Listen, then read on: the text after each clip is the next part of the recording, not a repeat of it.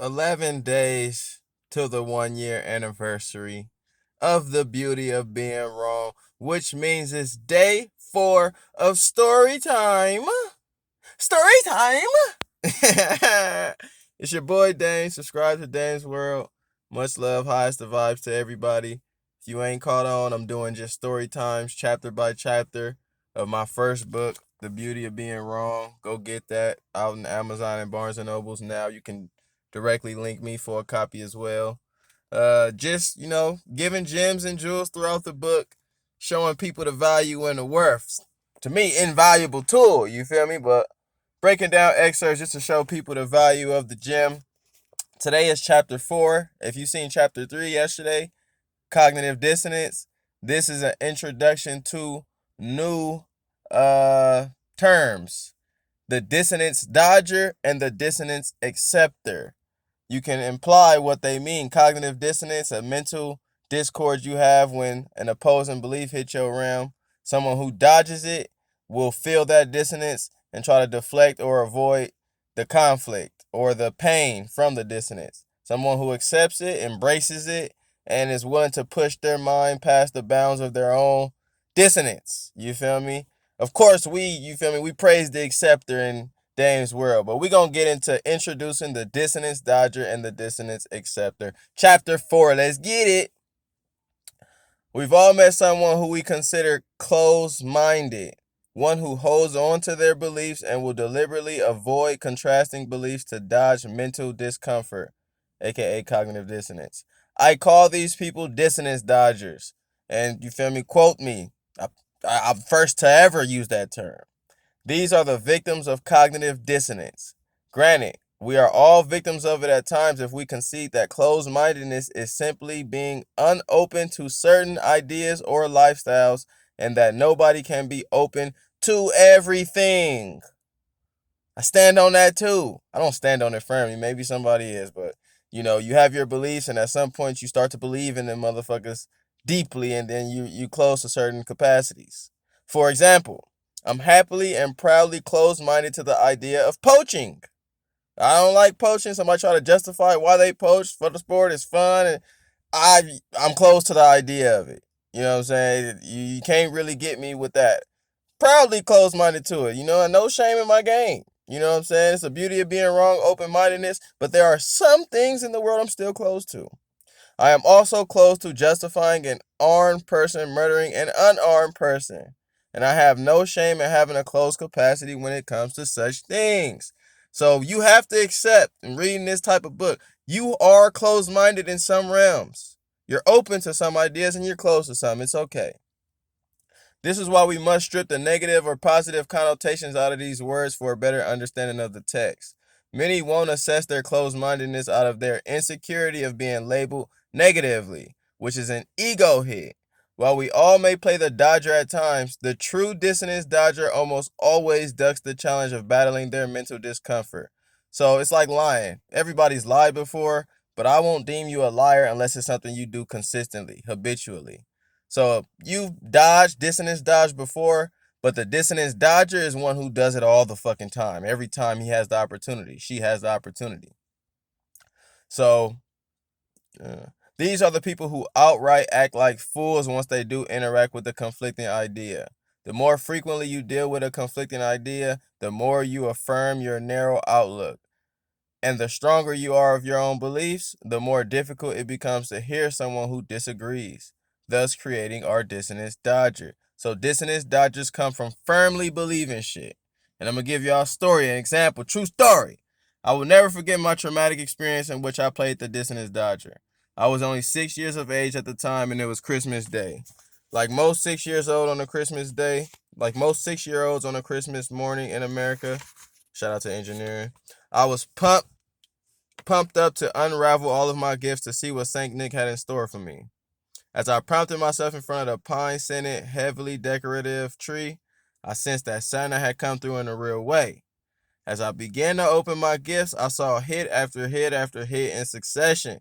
I got everything that I wanted. Brand new shoes, check. Radio, check. My first bicycle without training wheels, check. I was ecstatic. It was exactly the Christmas that I had imagined the night before. In a joyous state, I found myself shoulder deep into our chimney, only to yell at the top of my lungs, "Thank you, Santa." That's exactly how I sounded. I remember that day. "Thank you, Santa." I yelled that shit so loud that everybody in the house heard it. Nearly 2 seconds after I shouted my youthful exuberance into the chimney, I saw my older siblings burst out into laughter, nearly hitting the floor due to what I had just said. At that moment, my exuberance turned into confusion. Out of my sudden frustration, I asked everybody in the room what the hell was so funny. Paraphrasing here, definitely wasn't crazy enough to risk getting my ass whooped for cussing on Christmas. My second eldest brother's reply to my question shattered my perception of Christmas. He said, "Nigga, Santa ain't real," in a laughing yet convincing manner. Everybody in the room flailed out in laughter again as I continued to remain befuddled. So the nigga told me Santa wasn't real. 5, 6 years old, I thought Santa bought me all these gifts. I went to the chimney and said, "Hey, thank you, my nigga." This is what I truly believed in at the time. Not only was I in complete confusion, but I also went into immediate denial. "Yes, he does exist. Why else would we get all these gifts?" I replied indignantly. Paraphrasing, I was 8. I don't remember exactly the words. Most "thank you, Santa," I remember that, but I'm paraphrasing right there. That's when my eldest brother jumped on and said, "Mama and Daddy bought those gifts. Not no fat-ass white man named Santa." That was another blow to my gut. While I just had the wind knocked out of me due to a stinging truth, the whole room again found themselves dying from laughter. They had just denounced my beliefs of Santa Claus on the only day of his validity. I got angry, so angry that I told my brothers that they were just a couple of idiots who didn't know what they were talking about. Still, in disbelief, I went to a higher source for answers, my mom. When I asked her if Santa was real, she snickered at my brother for unveiling the secret of his non-existence, saying, "Don't listen to them, baby. They're just trying to get you upset." Though I was only 6, I knew Mom didn't answer the question, which to me made no sense if Santa was real. This was the moment when I figured out Santa was a lie. I was no longer going to accept the myth taught to me by those who don't even believe in the myth themselves. And from there, Saint Nick was dead to me. The discomfort I felt on that day is exactly why I can relate to the hardships of the Dissonance Dodger. I believed in Santa so firmly that I refuted my brother's claim immediately without any logic besides us having a room full of gifts. I allowed my dissonance to fester into an angry, irrational Dodger of the highest magnitude.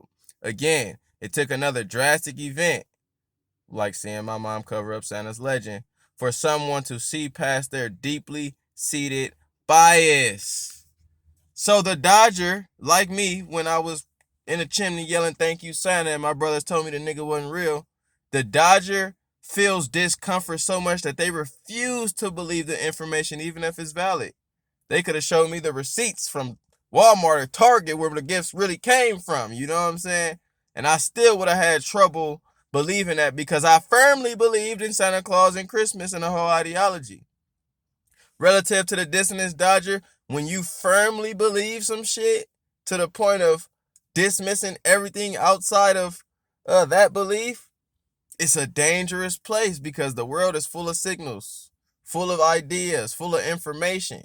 And you don't want to suppress your signals because of your own egotistical viewpoint of thinking something is for sure real, whether it's Saint Nick, whether it's your religion, whether it's your thoughts on pro-choice, pro-life, whether it's your gun laws choice, the thoughts on the whatever it may be. The dissonance acceptor is one who knows that their beliefs are subjective and arbitrary.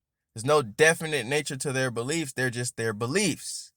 There's a difference between truth, 2 plus 2 equals 4, I always repeat it, and your belief. You feel me? Math is stupid. Math is whatever. I don't know. You know what I'm saying? So that, you feel me, give you my Santa Claus story, introduction to the Dissonance Dodger predominantly. You want to get more meat and potatoes on characteristics of the Dodger and the characteristics of the Acceptor, you have to get the book and you have to read chapter 4. You feel me? But that's it for story time today. It's your boy Dame. Go get the beauty of being wrong. 11 days away, man. Tomorrow, episode story time 5. We here for the long run. It's your boy Dame. Peace.